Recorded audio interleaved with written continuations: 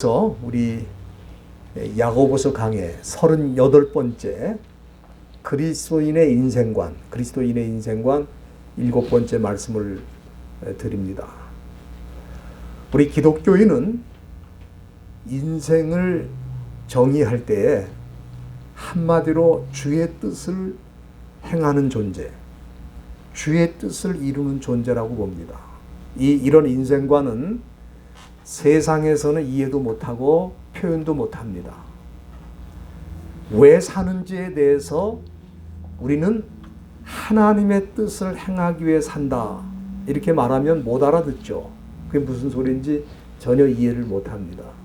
그러나 저와 여러분들은 분명하게 왜 사는지를 물어본다면 나는 주의 뜻을 행하기 위해서 산다고 그렇게 분명히 대답을 해야 됩니다. 그래서 이 성경 전체가 다 주의 뜻이지만 그 중에서 이 야고보서에서 나타나는 주의 뜻에 대해서 지난 몇 주 동안 7가지를 말씀드렸는데, 첫째는 인생은 자랑하지 않는 것이다. 인생은 자랑하지 않는 게 주의 뜻을 행하는 것이다. 그래서 우리는 자랑하는 것보다 감사하는 마음으로 사는 거죠. 왜? 내게 되어진 모든 일들이 내 힘과 노력으로 되는 게 아니고 하나님이 허락하셔서 되는 것이다. 이 확신을 조금이라도 놓치면 안 된다 이 말이에요. 두 번째는 선을 행할 수 있을 때 선을 행하라. 이것이 주의 뜻을 행하는 것이다. 우리는 이 다음에 조금 자리를 잡으면, 조금 더 축복을 받으면, 조금 더 번성하면 너 지금이 바로 선을 행하는 귀한 때입니다. 이걸 우리가 놓쳐서는 안 되죠. 세 번째는 선한 부자가 되는 것이다. 선한 부자는 아무리 재물이 많아도 재물을 믿지 않고 하나님을 믿는 사람은 선한 부자입니다. 그리고 그 재물을 하나님이 맡겨주신 것으로 생각하고 선한 사업에 힘을 쓰는 사람, 그런 사람이 주의 뜻을 행하는 거죠. 네 번째는 다른 사람에게 결코 죄를 뒤집어 씌우는 사람이 돼서는 안 된다. 오히려 남의 연약함을 나의 연약함으로 생각하고 감당하는 사람이 되어야 된다. 그것이 주의 뜻을 행하는 것이다. 다섯 번째는 어려운 일이 있어도 끝까지 인내하는 그것이 주의 뜻을 행하는 것이다. 우리는 한 번, 두 번 참는 걸로 만족하는데 우리는 죽을 때까지 참는 사람이에요. 또 주님이 주시는 결말을 주실 때까지 참는 사람이다. 그리고 여섯 번째는 예스와 노가 분명해야 된다. 중용은 기독교인의 세계관이 아닙니다. 중간에 서는 그거는 기독교인이 하는 일이 아니에요. 기독교인은 하나님 편에 서서, 진리 편에 서서 한 길로 가는 사람이 주의 뜻을 행하는 것이다. 그리고 지난주에는 인생을 직시하면서 사는 것이 하나님의 뜻을 행하는 것이다 그랬어요. 우리가 인생을 직시한다 그러는 것은 인생을 있는 그대로 보는 거예요. 인생을 있는 그대로 보면은 우리 인생에는 고난도 있고 즐거움도 있는 것입니다. 특별히 우리 인생이 고난을 당할 때 왜 내가 이렇게 고난을 당해야 되나? 그게 아니고 고난 당할 때에도 하나님의 뜻이 있다. 그래서 하나님께 기도하고 찬송을 드리면 그 사람은 진짜 신앙인이고, 그런 때 원망하고 불평하는 사람은 가짜다. 바울과 실라는 귀신 들린 사람 고쳐준 이 좋은 일 하다가 감옥에 들어갔거든요. 좋은 일 하다가 감옥에 들어갔어요. 그러나 그들은 불평하지 않았습니다. 원망하지 않았어요. 하나님께 기도하고 찬미할 때 하나님이 옥문을 열어주시고 선교하는 기회도 허락해 주셨다. 그래서 이 고난이 우리에게 있다는 걸 인정하고 가야 돼요. 고난은 없을 거다. 어려운 일은 없을 거다. 기독교에서는 그렇게 말하지 않습니다. 고난은 있다 이 말이에요. 그리고 우리에겐 질병도 있다. 병드는 일도 있다. 그게 우리 인생의 현실입니다. 나는 한 번도 아프지 않고 건강했으면 좋겠어요. 그러면 다 좋겠죠. 그러나 누구나 아플 수 있어요. 넘어질 수 있어요. 그런데 그렇게 병들 때는 우리가 어떻게 하느냐? 병원도 가고 약도 먹어야 되지만은 우리는 무엇보다 기도하는 사람이 되어야 됩니다. 왜? 우리를 진짜 일으켜 주실 분은 우리 하나님밖에 없다 이 말이에요. 의사가 일어나게 하는 게 아닙니다. 약이 우리를 일어나게 하는 게 아니에요. 근본적으로는 하나님이 우리를 일으켜 주시는 줄로 믿습니다. 그리고 육체의 질병뿐만 아니라 우리가 기도할 때 영적인 질병도 고쳐져서 우리 죄 문제가 해결되고 혹시 우리 죄로 병들었을지라도 사하심을 얻는 축복을 얻게 된다. 이 때문에 우리 기독교인들의 인생을 직시하는 겁니다. 고난을 당할 수도 있고 병들 수도 있고 괴로울 수도 있고 힘들 수도 있다. 그게 우리 인생이다.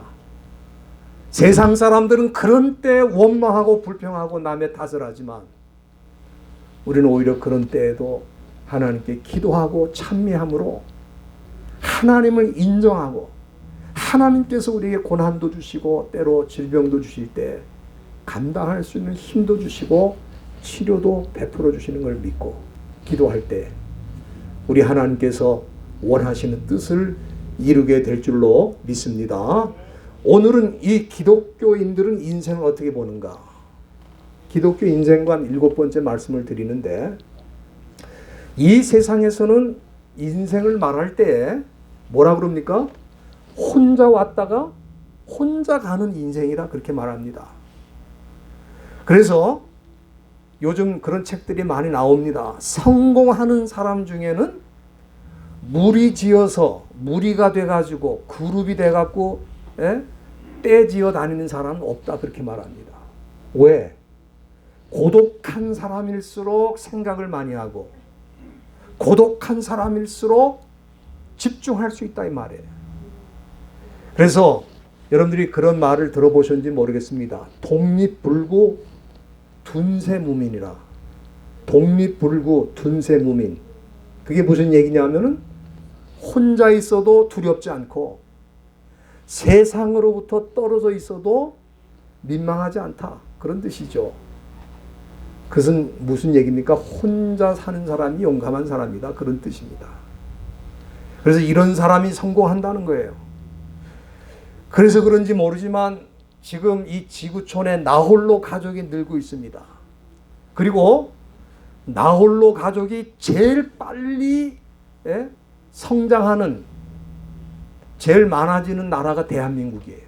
지금 대한민국은 38.5% 거의 40% 가까이가 나홀로 가족이에요. 그러니까 인구의 절반 가까이가 다 뭐예요? 혼자 사는 사람들이라 이 말이에요. 혼자. 그래서 혼밥이라는 말 들어보셨어요? 혼자 밥 먹는 사람을 혼밥한다 그래요. 혼밥. 혼자 밥 먹는다는 거예요.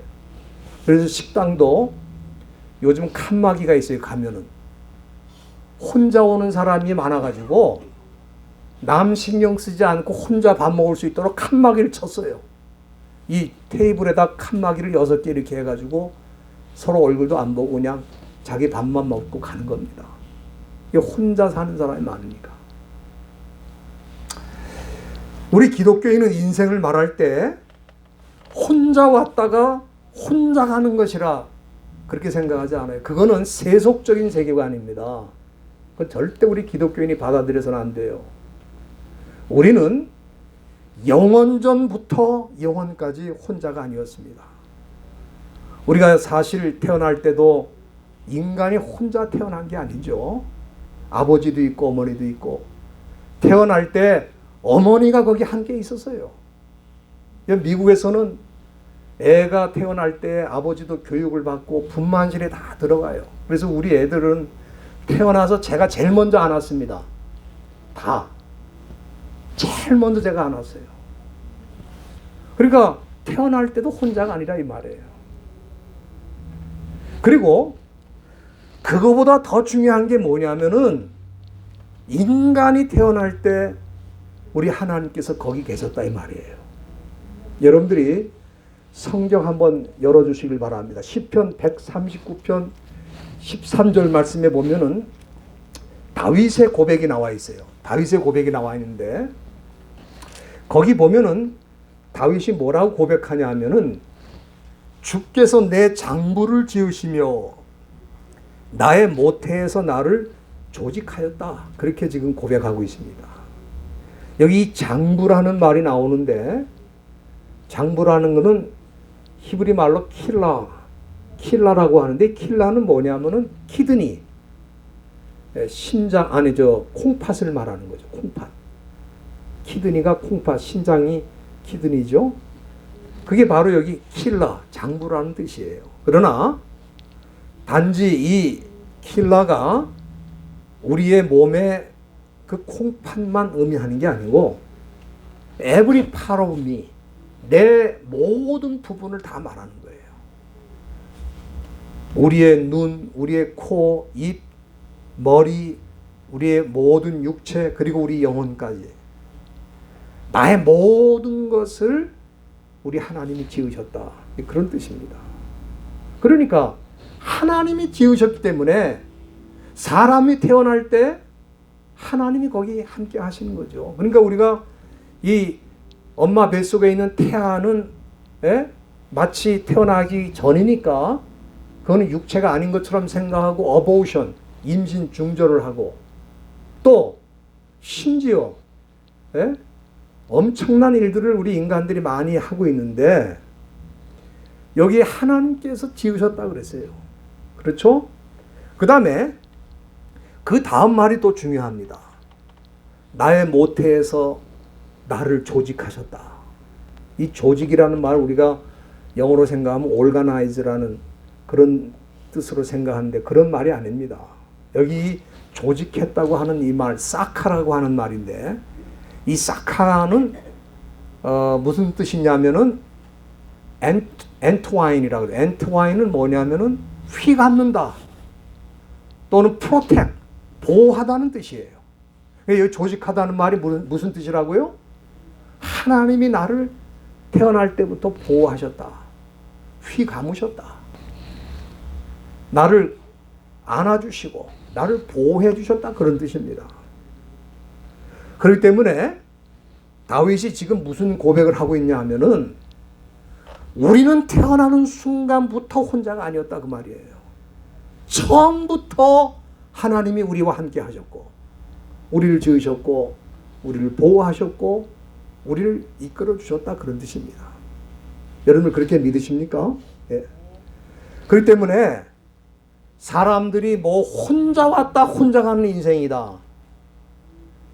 그거는 성경을 전혀 모르고 하는 소리고 말도 안 되는 소리예요.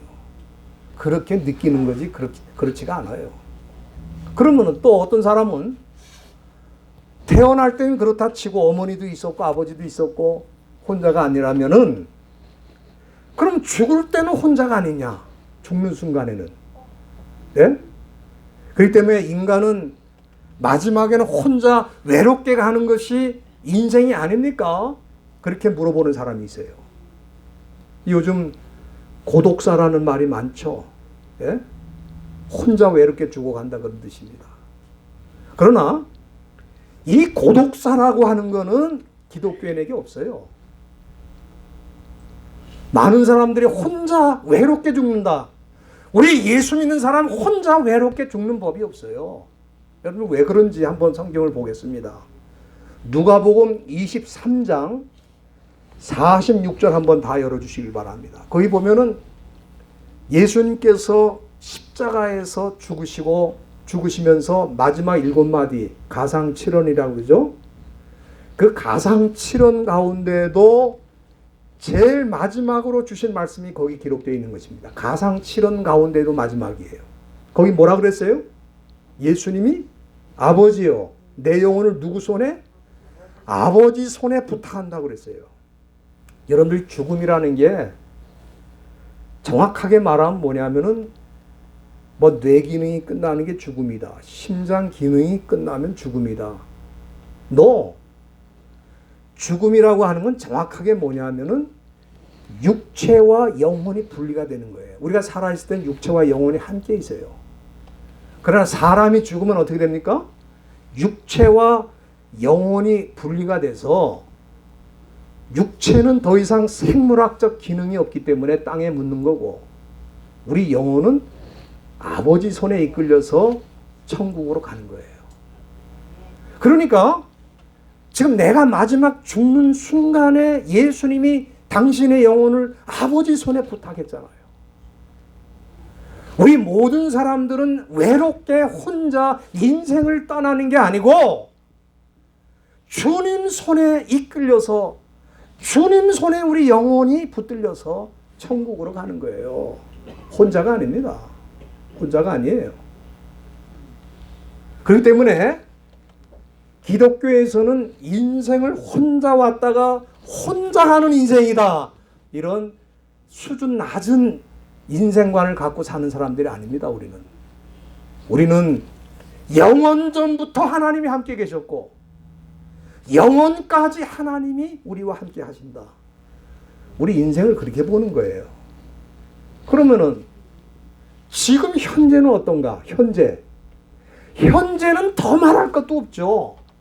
여러분들이 이사야 43장 2절을 한번 보시길 바랍니다. 이사야 43장 2절. 거기 보면은 우리가 잘 아는 말씀인데요. 거기에 보면은 이사야가 우리 하나님을 창조의 하나님, 구속의 하나님으로 부르면서 그 하나님이 우리와 어떻게 하시는가? 물 가운데 지날 때도 함께 할 것이고 강을 건널 때에도 물이 너를 침몰치 못할 것이고 불 가운데 행할 때에도 어떻게? 타지 아니할 것이다. 이 말씀 뭡니까? 여기 물도 나오고 또 불도 나오고 강도 나옵니다. 이 물이나 불이나 강은 다 뭐냐면은 우리 인생이 사는 동안에 직면하게 되는 어려운 일들, 고난, 고통, 괴로운 순간, 그걸 다 말하는 거예요. 물, 불, 강. 우리 뭐 산전수전 다 겪었다 그러죠? 물 난리, 불 난리, 강이 넘치고 홍수를 당하고 우리 인생이 엄청난 피해를 당할 때 그때도 우리는 혼자가 아니고 하나님이 거기 함께 하신다 이 말이에요. 그러니까 우리 인간은, 특별히 우리 하나님의 백성들은 혼자인 때가 없었어요. 혼자 있어도 혼자가 아니에요. 한 번도 우리는 혼자인 적이 없는 거예요. 태어날 때부터 죽는 순간까지, 그리고 죽음 이후에도 혼자라는 거는 있을 수 없어요. 우리가 이 야고보서를 보면은 13절에 야고보가 너희 중에 고난 당하는 자가 있느냐 저는 기도할 것이라 그랬어요. 여러분들, 사람이 이 고난을 당하면 갑자기 내가 혼자가 아닌가 하는 생각이 들 수 있어요. 그런 경우에도 우리가 무릎 꿇고 기도하면 나는 더 이상 혼자가 아니고 하나님이 나와 함께 하시는구나, 그걸 느낄 수 있다 이 말이에요. 또 오늘 본문 16절에도 보면은 너희 죄를 서로 고하고 병 낫기를 위해 서로 기도하라 그랬습니다. 여기 이 말씀은 무슨 얘기냐면은 사람이 죄를 지으면 자기 혼자라고 하는 두려움이 생겨요. 죄를 지으면. 그래서 죄를 지은 사람의 특징이 뭡니까? 어디 가서 숨는 거 아니야. 남도 모르고 아무도 모르는 데 가서 혼자 숨어 있잖아요. 왜? 두려우니까. 여러분, 우리 아담과 하와가 에덴 동산에서 하나님의 말씀을 거역하고 죄를 지었을 때 어떻게 했어요? 어디 가서 숨었어요? 동산 나무 그늘에 가서 숨었잖아. 그러니까 인간이 죄를 지으면 어떻게 돼요? 고독을 느끼는 고독을. 또 병들었을 때도 인간은 나 혼자라는 고독을 느낍니다. 여러분들, 우리가 이 환자들을 보면은, 저도 환자들 침방을 많이 해보니까 그걸 느끼겠더라고요. 병든 게 문제가 아니고 나는 고독하다. 나는 외롭다. 그걸 느낀다는 거예요. 그래서 힘들다는 거예요. 그러나 저와 여러분들이 병들었을 때나 또 심지어 죄를 지었을 때 그때 하나님 앞에 기도하면 우리가 죄를 지었을 때는 어디가 숨는 게 아니고 하나님 앞에 나가서 기도하는 겁니다. 그러면은 그 회개 기도를 통해서 내 죄가 용서를 받고 하나님의 은혜를 체험하는 기회가 된다 이 말이에요.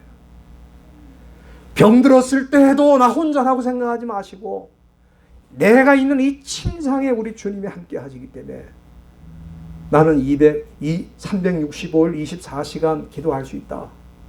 그렇게 생각하고 기도하면 그곳이 바로 여호와 하나님이 함께 하시는 현장이라 이 말이에요. 오늘 이 본문에 보면은 구약에 나오는 선지자들 가운데 가장 외로움을 느끼면서 살았던 고독의 선지자가 누구냐 하면 바로 엘리야입니다. 엘리야. 그가 하나님의 말씀을 전할 때 이스라엘의 영적인 상태는 최악입니다. 최악.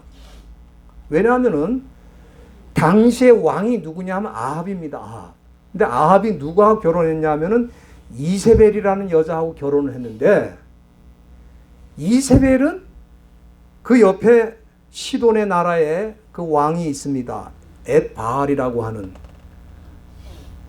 그런 왕의 딸인데 그러니까 그 바알신을 믿는 여자를 데리고 와가지고 그 여자만 데려온 게 아니고 바알신을 믿는 종교까지 가지고 들어와서 하나님을 믿는 이스라엘 백성들이 왕부터 시작해가지고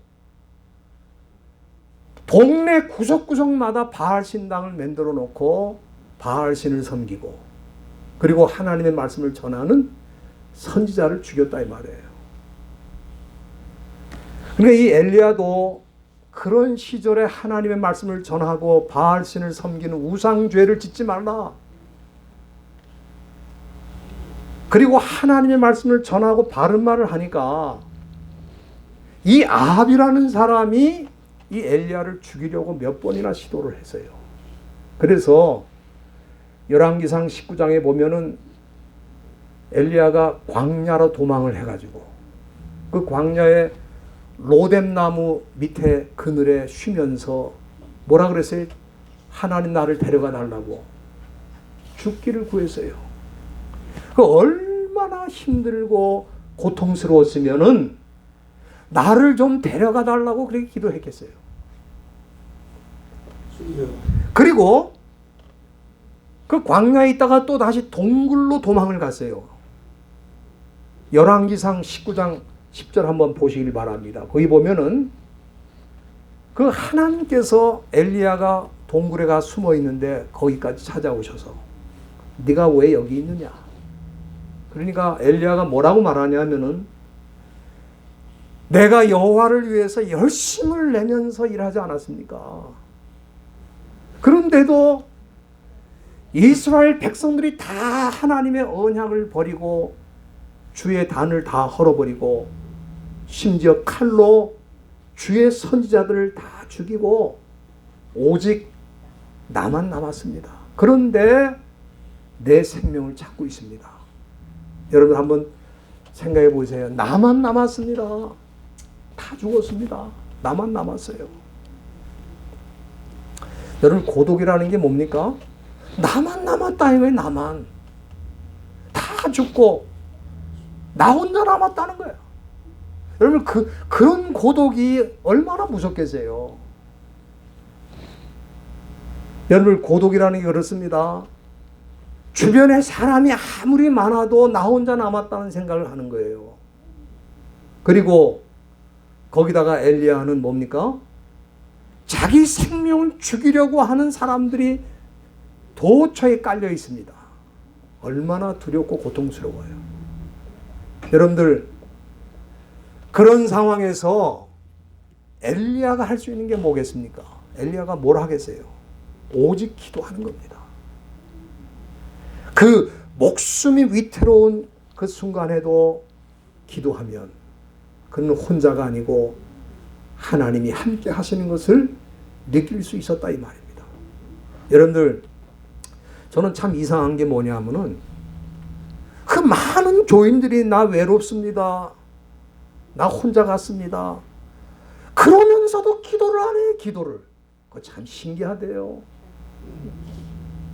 가짜지, 가짜. 그러니까 교회 나오는 사람이지 진짜 신앙인이 아니죠.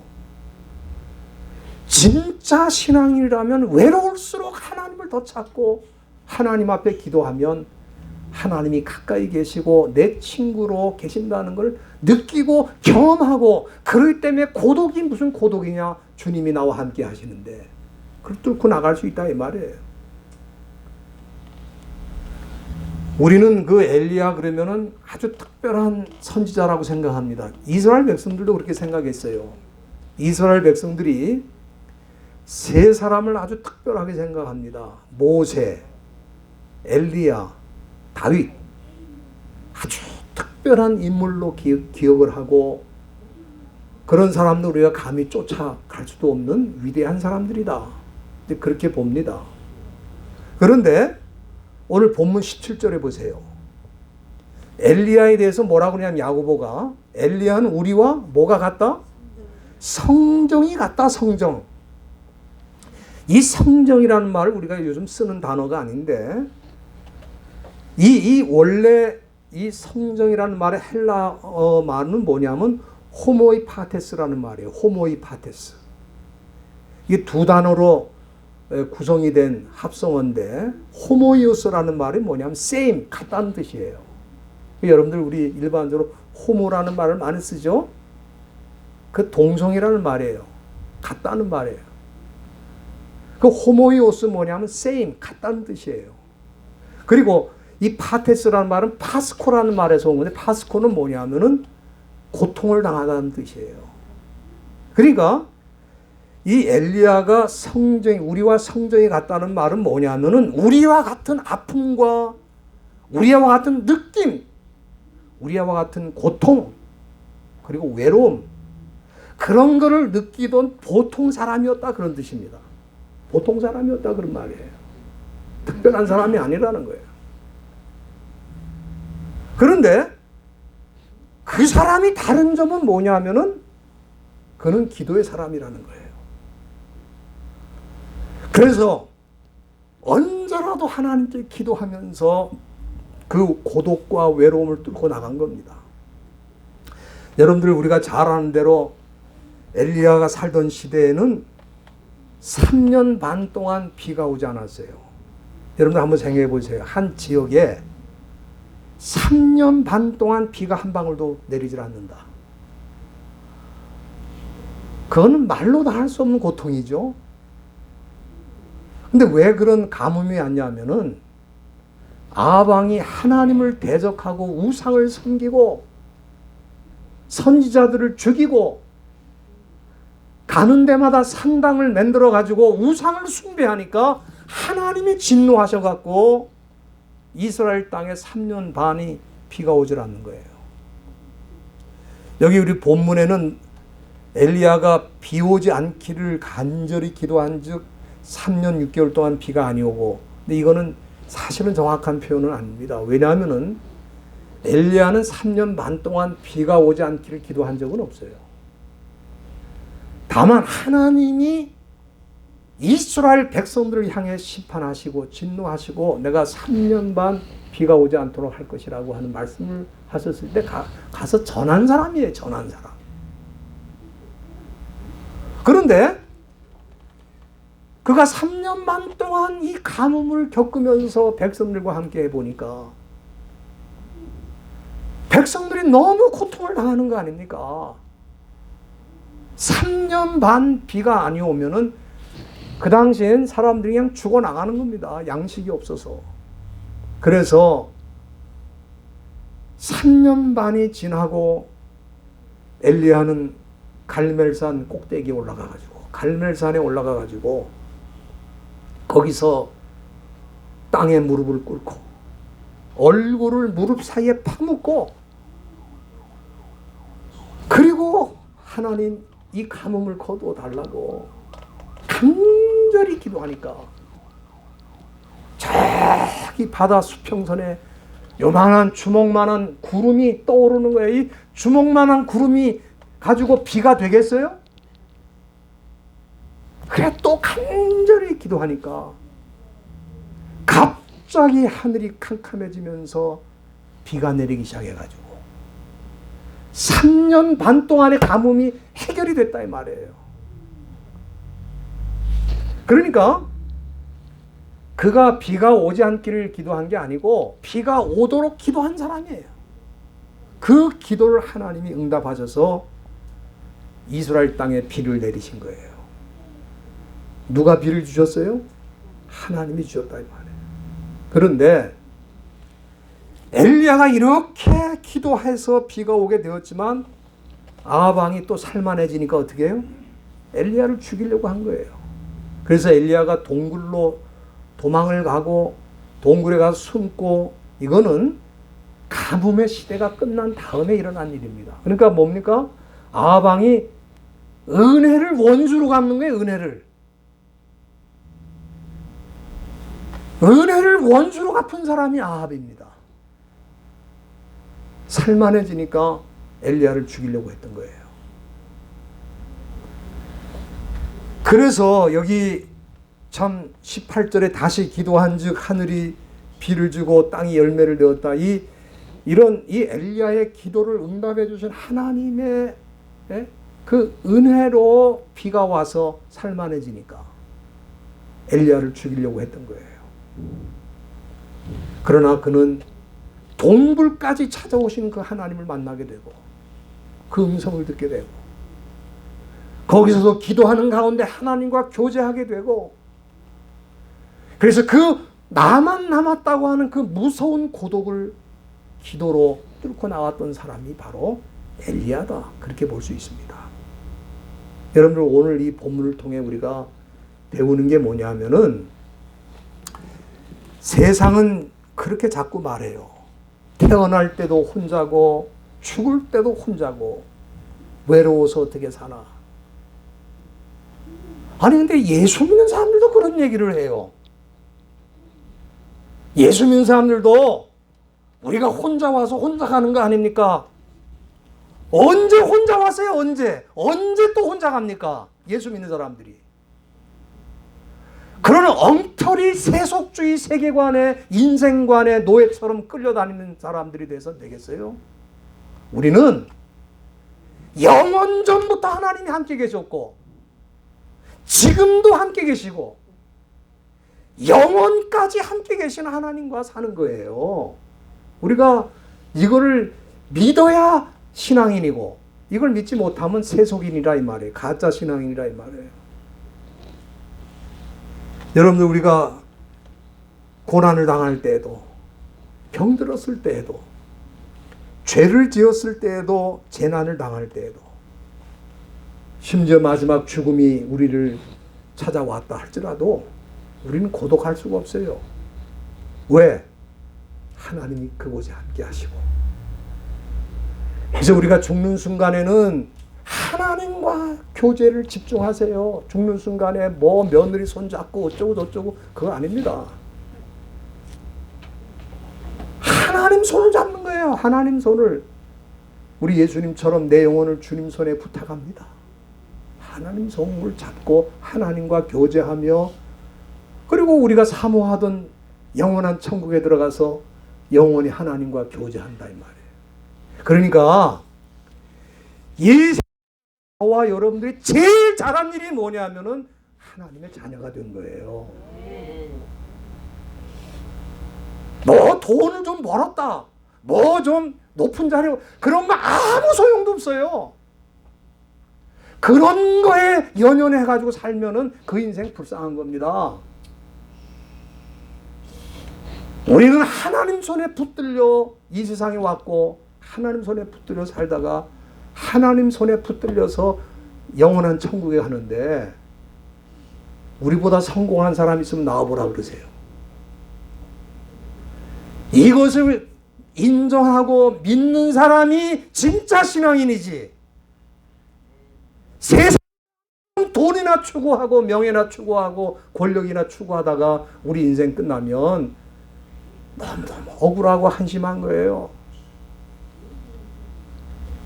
그렇기 때문에 오늘 야고보가 우리 인생관, 여기 여러분들이 이 야고보서 5장을 통해서 이런 인생관이 그 속에 있다는 것을 전혀 생각을 못했어요. 제가 뭐 주석을 많이 봤지만은 그런 차원의 해석이 없어요.